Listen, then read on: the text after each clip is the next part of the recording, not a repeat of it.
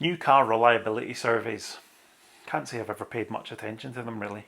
Several are published every year from various different outlets, saying that they've surveyed so many car owners and you definitely shouldn't buy a Land Rover, and well, maybe there's some truth in that one. But I've always assumed that those who are unhappy with the car that they've bought will shout the loudest. It's just like if you look on any sort of one make or one model car forum where people are asking for advice or they're sharing their experience, the people that are suffering the horror story faults are the ones you're going to hear from.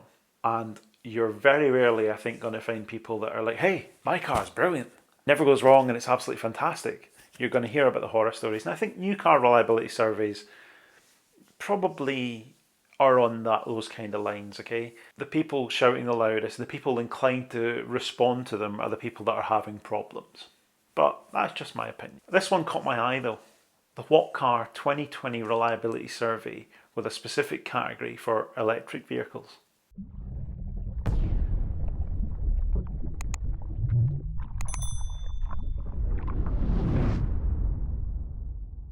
This is a top 8 for some reason. Electric vehicles up to 5 years old. So it's going to contain models that have been around for a bit longer than that, but they've only taken responses from people that own ones that are up to 5 years old. I guess that's fair enough. Once you get much beyond that kind of age, cars are going to have problems, and they're not necessarily going to be reflective of reliability. It's just age and mileage is going to start taking its toll, and things wear out, things need replacing. But I guess up to 5 years, maybe there should be a mileage cap on that, but I don't know if there is. They don't say that there is. The link's in the description if you want to check the article out for yourself and read it firsthand. But we'll look at the 3 best and the 3 worst. It's no surprise really, or maybe it is, I don't know. The most reliable, number 1, is the Tesla Model 3. Now, you hear the odd story about dodgy fit and finish and this, that and the next thing. And the top spot, we have a 99.4% reliability rating. 5% of respondents with a Model 3 reported issues, mostly interior trim related, which I guess ties in with what you hear, so they do have some build quality issues here and there, but nothing too major, nothing that'll stop the car from driving, just something that'll need to be tweaked. All of the cars with problems could still be driven, there's no failures to proceed here, it's all just minor stuff that could get sorted out. Now, given I saw on Twitter just a couple of days ago, someone removing 3 litres of water from the tailgate of their Model 3 Performance, my reaction's a bit mixed to that. I'm sure the Model 3 is a great car, and I'm sure if you have one, you're going to tell me in the comments how much you love it as well. And that's kind of where I'm at with this. I think I hear a lot more Tesla owners telling me how great their car is. And if you look on any forum where EVs are being discussed at all, Tesla owners are very, very vocal about how much they love the vehicles. People that have had problems that aren't quite as satisfied, you don't seem to hear as much on them, and I think they're very unique in that regard. That the people that have had issues actually are quieter than the people that love their cars and think they're the best thing ever.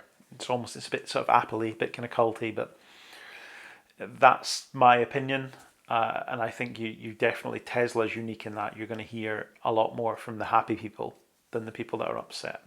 But let me know what you think. It's an impressive result nonetheless. If the survey results be taken at face value, fair enough. Sounds good. Sounds like a Model 3 ownership is a decent place to be. Second place goes to the Hyundai Kona. And I think I said in my last video about my ZS EV, if I had an extra 10-15 grand to spend, that's probably where I would spend it. Fairly solid, dependable tech from Hyundai, fairly proven stuff, gets a really good write-up. Only 7% of cars had issues, and they all related to the auxiliary battery. So I'm sure all EV owners have had some kind of issue with a 12-volt battery at some point in time, but apparently that's the only issue that was plaguing Kona owners that responded to this survey. And 7%, it's a fairly minor number, isn't it? I think all EVs, even perhaps those Tesla Model 3s, will have 12-volt auxiliary battery issues at some point in their lifetime. So I don't think you can knock them too much for that, can you? The third spot goes to the BMW i3.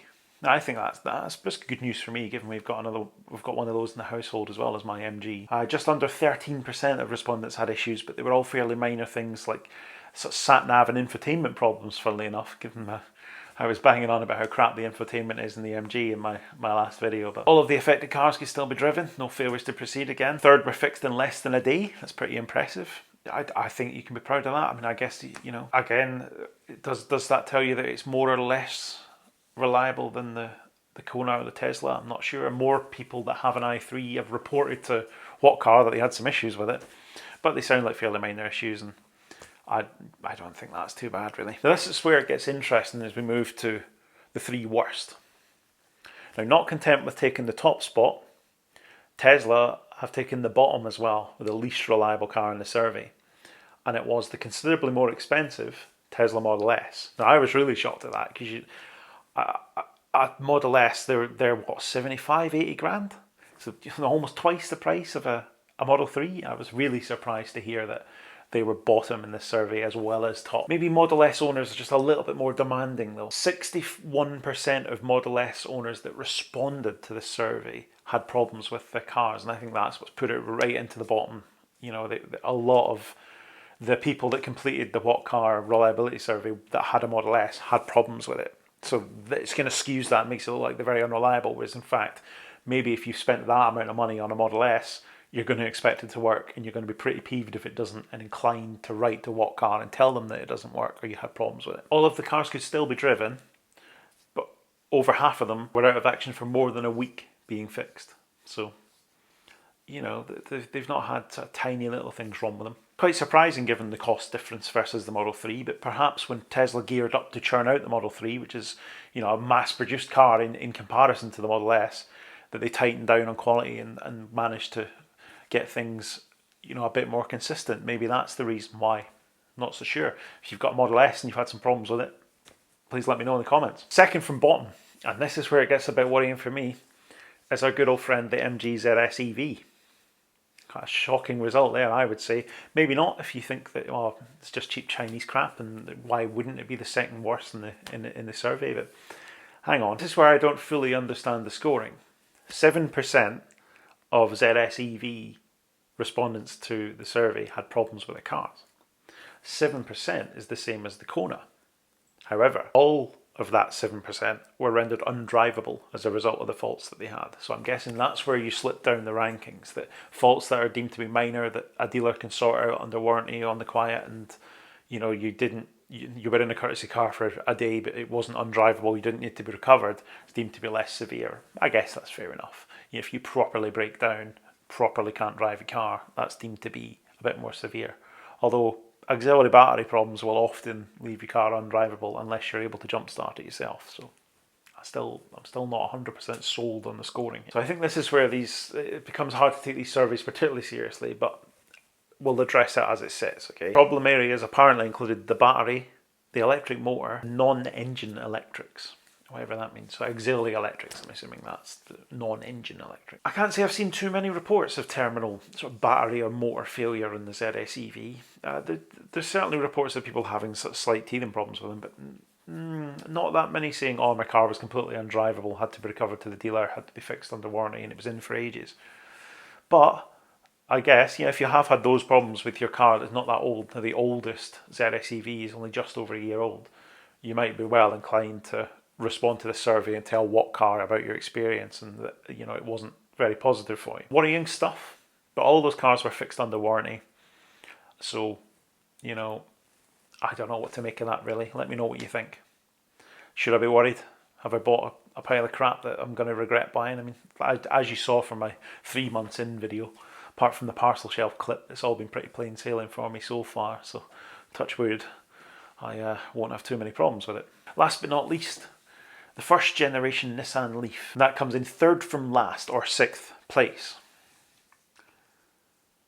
15% of respondents had issues with their cars. 75% of those were fixed under warranty. Now, I think this is where the up to 5 years old thing comes in. So if you've got a car that's 4 or 5 years old, it probably isn't covered by the warranty anymore for minor problems. You'll have to pay for minor repairs if it's interior trim or sat-nav or stuff like that. Non-motor electrical issues and infotainment were apparently the centre of attention here. So I could see there being sort of out of warranty stuff if your car's a little bit older. So if it's in its first 3 years it'd be covered, after that you might need to pay a little bit. I don't think you can take from that the Leaf is unreliable. I think it's people have run into the odd issue here and there.